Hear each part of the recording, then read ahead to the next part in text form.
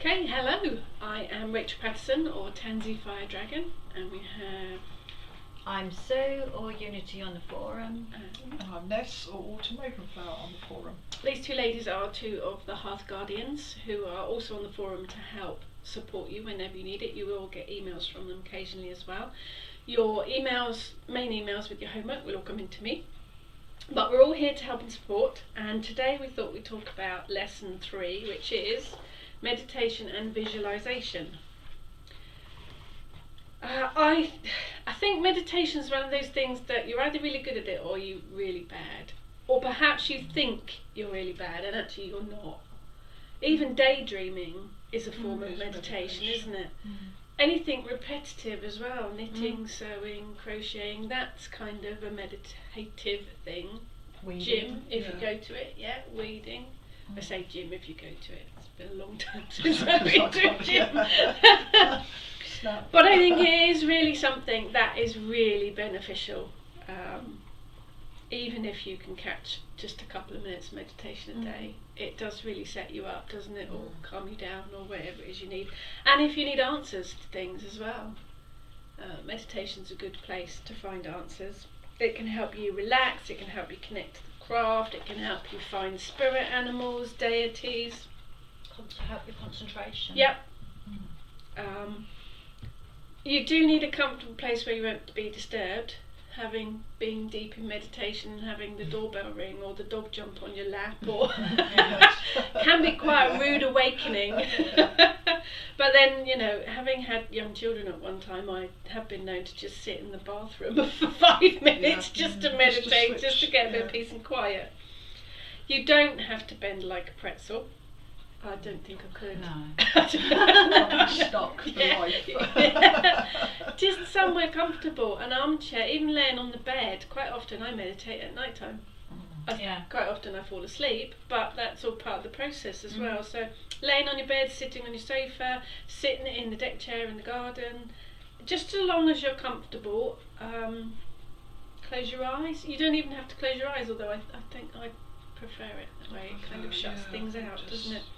I actually like to listen with earphones in, so I put a guided meditation on a phone and put the earphones in, because putting the earphones on seems to shut the world out a bit more for me. But it's a very personal thing, so you have to find a method that works for you. There is no right or wrong. I think starting is usually focusing on your breath, isn't it? Focusing on your breathing. There are lots of breathing exercises. There's lots of yoga type and exercises that involve different rates of breathing through your nose, breathing through your mouth. If you're interested in that, then brilliant, go for it, give it a try. But otherwise, just nice deep breaths to calm you, really. You don't have to set anything up. I quite like meditating with a candle sometimes. You can focus on the candle flame. But again, you don't need anything. You can use crystals to help you meditate too, can't you? But a meditation altar is a good idea, and in the lesson we do get you to set one up, because it does give you a focus. If you're not used to meditating, it does give you something to focus on. I actually just tend to use my altar if I'm downstairs. I just use my main altar and sit in front of that. But a meditation altar is quite a good thing to set up, just to associate things with meditation, connection and calming. There's all sorts of types of meditation. Music's quite good. Do you meditate to music sometimes? I usually find something on YouTube. YouTube's brilliant, isn't it? YouTube's brilliant. If you want meditation music or sound baths, they have gongs and crystals and drumming, all on YouTube, which is absolutely brilliant for sound. Sort of panpipes and whatever works. Some things I find that I can't meditate to silence. My brain just too many mind monkeys. It doesn't work for me. But again, it might work for you. I like guided meditations personally, because they take you on a story, take on a journey. Your mind might take you off of the story, but I think it's There are a couple of guided meditations that you can download from the Kitchen Witch Dropbox to give you something to try. There's a couple of YouTube meditations as well, and there's a link to a blog in the lesson as well with meditation hints and tips. And following on from that is visualisation, which I think is a key part of spell work, ritual, you've got to be able to visualise what you're doing, haven't you? But when I say visualisation, I say seeing images in your mind of your spell work, or if you're doing energy work, whatever you're doing. It doesn't. I don't know anybody where it appears as a kind of film strip, all clear and all in the right colours, and it doesn't work like that. So if you think you're failing because you're just seeing the odd blurry image or even outlines, you're not. Other things will come into your visualisation that you're not, that shouldn't be there, but just accept them and move back to what you were visualising. You've got to see it in your mind's eye, but I don't necessarily get an actual image. I get a feel of an image, if that makes sense. I'll get a glimpse of something sometimes, but so many people get hung up about it. One friend I had years ago said, I cannot visualise at all. And I said, think about your mum. You know exactly what Something she looks like. familiar. Someone, or your son. You're not sure about. You can see them in your head. Yeah. You can visualise. We do give you an exercise to do, a candle, light the candle, because it's something that we're used to working with. Memorise everything about it. Get the image in your mind, or get the image in your sight, and then transfer the image to your mind. But again, you might not get an absolute clear image. It might be just an outline. It might be very fuzzy. It might just be the idea of the image, if that makes sense, and that's absolutely fine. But I think practicing with the visualisation is key. It really is worthwhile practicing, because we use it for everything. Rituals, spell work, it's all big part of visualisation is part of that. We also get you to look at a piece of fruit, apple, banana, whatever, piece of cake. Doesn't have to be fruit, doesn't have to be healthy. But you have to see it in front of you, again, get the visualisation in your head, and then add to the visualisation with getting the feel of it and eating it, getting the taste of it. Fruit's quite good because it's usually quite juicy, so you get that feel.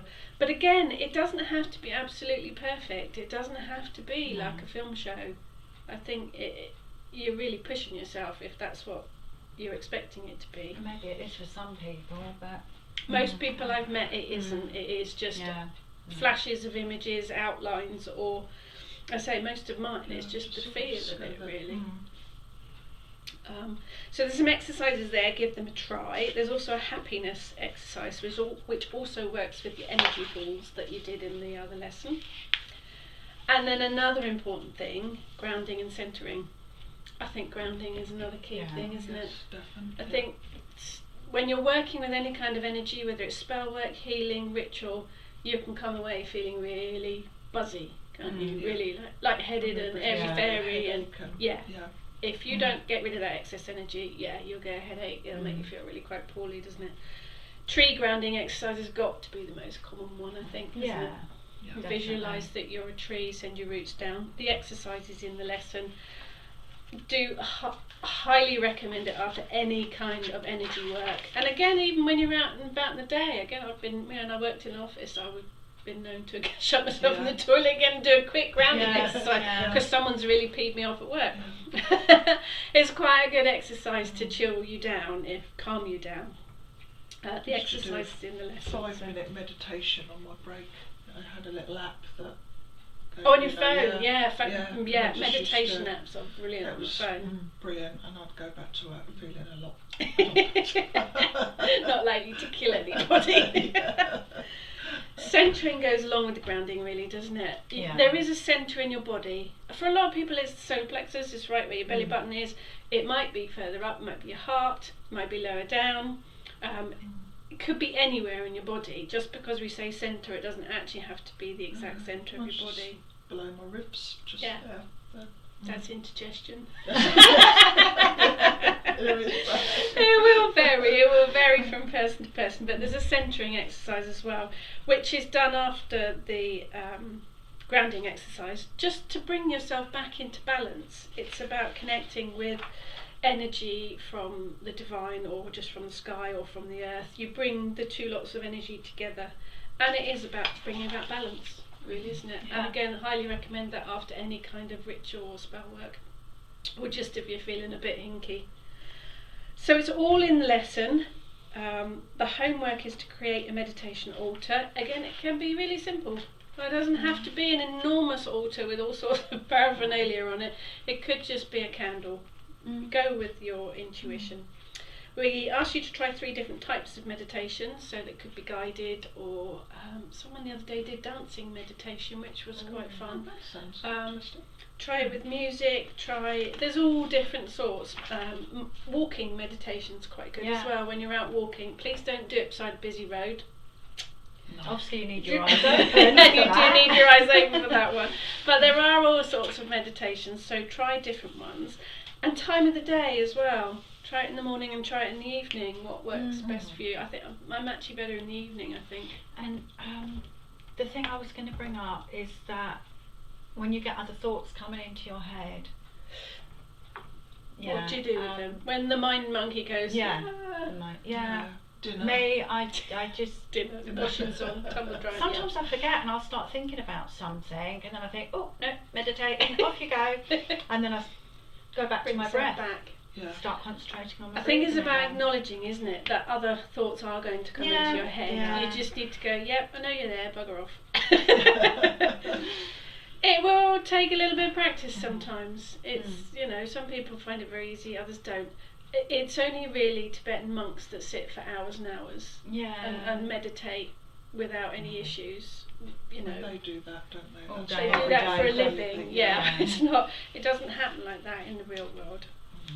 We get you to do some of the visualizations as well and describe what happens with them all.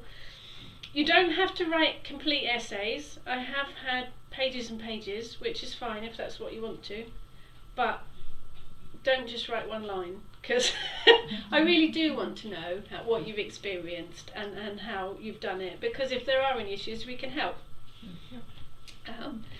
Several visualization exercises, tree grounding exercise. We ask you to find another method of grounding as well. There are lots of different ones out there. Go and see. And also what crystals you might use for grounding.